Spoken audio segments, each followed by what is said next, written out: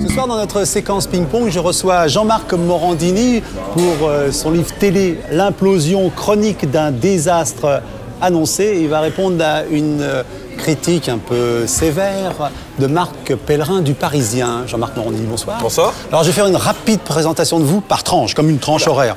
Oui, parce que vous êtes tombé très tôt dans la marmite télévisuelle. 10 ans, vous faisiez la télé dans votre chambre. Ouais. 20 ans, vous êtes le plus jeune présentateur sur France 3. 30 ans, tout est possible. 62% de part de marché à une certaine époque sur TF1. La quarantaine, vous imposez les émissions sur la télévision, à la radio, RMC, Europe 1. Et aujourd'hui, vous animez Morandini sur Direct 8 et la tranche de 11-14, c'est ça? Oui, 3 heures. Ouais, sur Europe 1, bravo. Ouf, j'allais dire, oui, c'est du boulot. Alors, on va parler de ce livre. Alors, je vais dire en gros de quoi il s'agit. Hein, c'est vous présenter, alors le titre Le Monde, chronique d'un désastre annoncé. Vous êtes une sorte de Cassandre cathodique qui annonce que la télé va se retrouver en espèce de concubinage un peu people entre la politique, les intérêts financiers. Vous parlez aussi de cette course qu'il va y avoir à l'audimat. On va y revenir. Alors avant, on va faire une innovation aujourd'hui. Vous allez voir apparaître sur l'écran notre part de marché en temps réel. Si c'est rouge, c'est qu'on est en dessous de notre part de marché exigée par la chaîne. Et si c'est vert, c'est que c'est bon. Alors de temps en temps, je serais peut-être obligé de vous stimuler un petit peu pour que notre part de marché remonte. Alors, vous allez répondre à la critique du Parisien, dont elle était un peu plus sévère dans le Parisien, non? Elle était assassine. Assassine. Dans le Parisien. Ah oui, vraiment, parce que le titre c'était Morandini, ça suffit. Ouais. Ça, c'était rien que le titre. Donc en gros, ferme ta gueule. Hein. En gros, on va être clair. Voilà. Et le seul problème, c'est que moi, j'ai pas très envie de la fermer. Eh bien, allons-y. Allons-y. Bon, Jean-Marc Morandini, ici au Parisien, on n'a pas tellement aimé votre livre. Le problème, c'est que ce n'est ni un essai prospectif, ni une fiction. C'est un livre qui mélange un peu les genres, et c'est ça qui est agaçant. Alors ça, c'est vrai que ça a été le concept même du livre.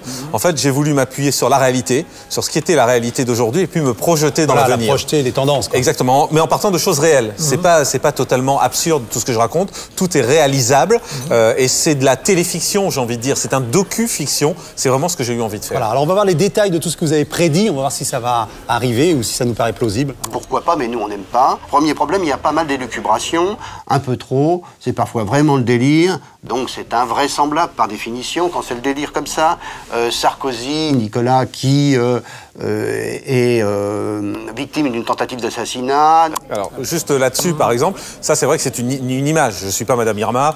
Ça, c'est clair que c'est une image. Ce que j'ai voulu montrer, c'est qu'on était en train de changer d'époque également dans le comportement des hommes politiques. Et on l'a vu ces derniers jours. On a vu Nicolas Sarkozy qui allait au contact des gens, comme on l'a rarement vu. Les pêcheurs, par exemple. Les pêcheurs, on l'a vu. Il s'est fait insulter, d'ailleurs, par un des pêcheurs. On s'est demandé si ça n'allait pas finir à coups de poing. On l'a vu également aller au contact d'un responsable CGT il y a quelque temps à la SNCF, où là encore, il a refusé de lui serrer la main. On n'a jamais vu un président au contact à ce point-là de la population, au contact des gens.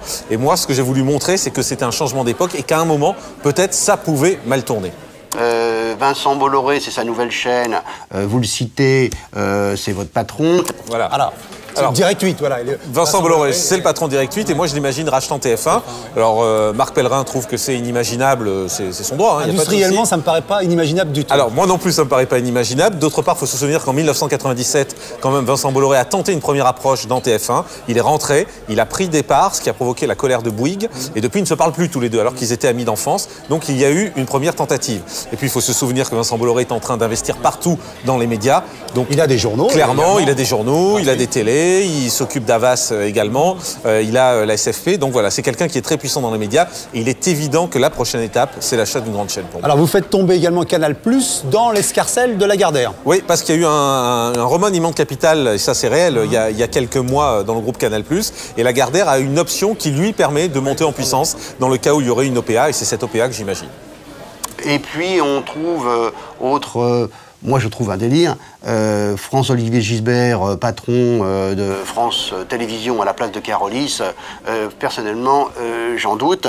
Voilà, alors ça, c'est son droit de ne pas y croire, il n'y a pas de souci. Il est clair que François-Olivier Gisbert est un homme des médias, est un homme qui a une belle image, puisqu'il connaît bien la littérature, et donc il est tout à fait crédible.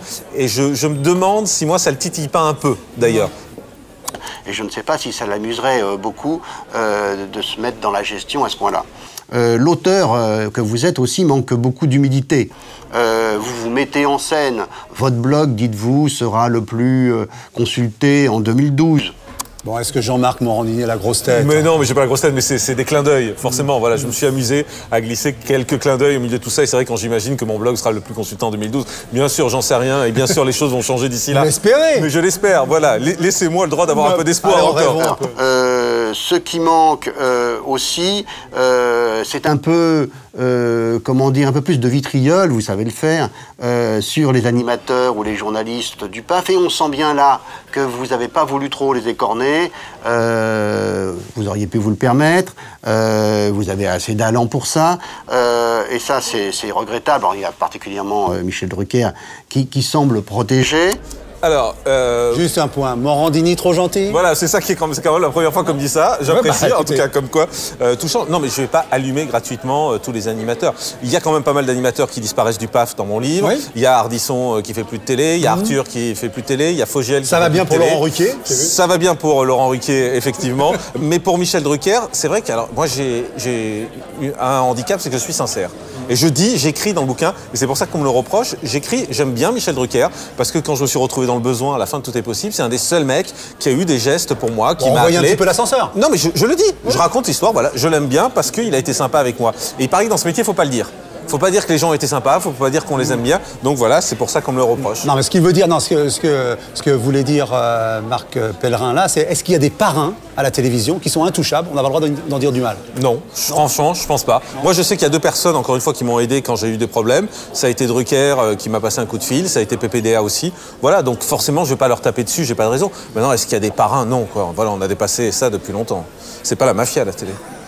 Il y en a un qui en prend indirectement beaucoup pour son grade, c'est Julien Courbet. Le Zorro qu'il est finit par, contre sa volonté, pousser, moralement en tout cas, la personne qu'il vient visiter à domicile à jeter par la fenêtre devant ses enfants.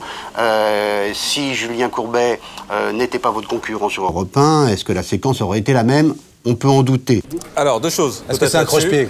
Est-ce que c'est un croche-pied? La réponse est non, parce que je pense que Marc Pellerin, qui est spécialiste radio et télé, doit savoir qu'on n'est plus concurrent depuis 2 ans, puisque Julien Courbet commence désormais à 9h30, moi je commence à 11h, donc ça je pense qu'il faudrait qu'il mette ses fiches à jour, Marc, là-dessus. Et puis la deuxième chose, c'est vrai que je pousse son émission à l'extrême, bien évidemment, mais c'est ça aussi le principe du livre. Mais je me dis, un jour, quelqu'un qui va se faire engueuler, un artisan, un commerçant qui se fait insulter en deuxième partie de soirée devant 2 ou 3 millions de téléspectateurs sur TF1, il y a de quoi avoir sa carrière brisée et il y a de quoi mal tourner.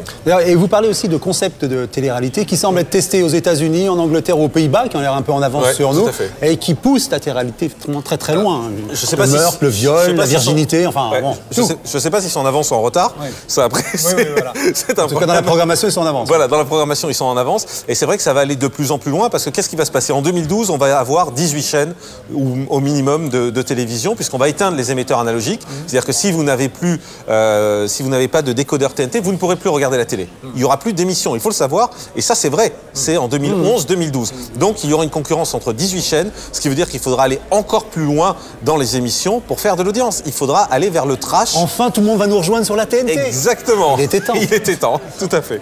De façon générale, en ce qui concerne votre livre, il n'y a peut-être pas eu beaucoup de critiques négatives.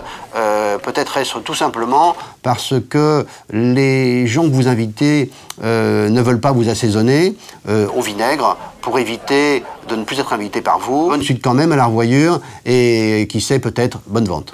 Voilà, bah ça se termine bon, bien. Alors déjà, vous allez prendre ici l'engagement d'inviter Marc Pellerin. Ah mais sans problème. Moi j'aime bien le face-à-face, voilà. Comme on est là, les yeux dans les yeux, j'aime bien parler aux gens et qu'on ait un échange d'idées. Si c'est pour avoir des discours lisses, ça m'intéresse pas. Donc oui, Marc Pellerin. Franchement, il y a des gens que vous n'inviteriez pas. Pas du tout. Non, jamais, j'invite tout le monde. Les gens du milieu, les collègues, j'allais dire, de travail, qu'est-ce qu'ils en disent? Ils s'amusent beaucoup. Oui. Ils s'amusent beaucoup. Mais ils vous disent c'est farfelu? Non, pas du tout. Personne ne dit c'est farfelu. Les gens s'amusent parce que c'est un bouquin qui est fait pour s'amuser. Mais attention, il y a aussi des messages et il y a des alertes dans ce bouquin. Alors vous voulez alerter les gens, leur dire le pire n'est pas sûr, mais il n'est pas loin. Le pire est à venir. Oui. En tout cas, le pire, c'était pas le Loft. Le pire, c'était pas Secret Story et c'est pas la Star Academy. Le pire, c'est ce qui va nous arriver. On commence à en avoir des échantillons sur les chaînes privées de la TNT qui diffusent des émissions vraiment trash sur la chirurgie esthétique, sur la drague. Moi, j'ai vu des émissions terribles en ce moment qui passent sur Europe 2 TV. J'ai vu une émission où des jeunes filles cherchaient un homme et elles leur posaient des questions. Vous avez vu notre part de marché en direct, comment elle devient verte quand vous parlez comme ça? Vous voyez? Extraordinaire. Merci Jean-Marc Morandini d'avoir fait remonter notre part de marché. Alors, on parlait aujourd'hui avec Jean-Marc Morandini de Télé, l'implosion, chronique d'un désastre annoncé à l'archipel. Écoutez, Maintenant, je ne sais pas ce qui va se passer. Franchement, votre dernier, quelle est votre plus grosse inquiétude pour la télé? Ma plus grosse inquiétude, c'est la dérive. Voilà, c'est une dérive vers des émissions de plus en plus trash et je pense qu'on y va de pousser à l'extrême pour faire de l'audimat. C'est cette guerre de l'audimat qui va être terrible. Allez, on se voit en 2012 pour savoir si vous aviez raison ou tort. Merci. Merci Jean-Marc.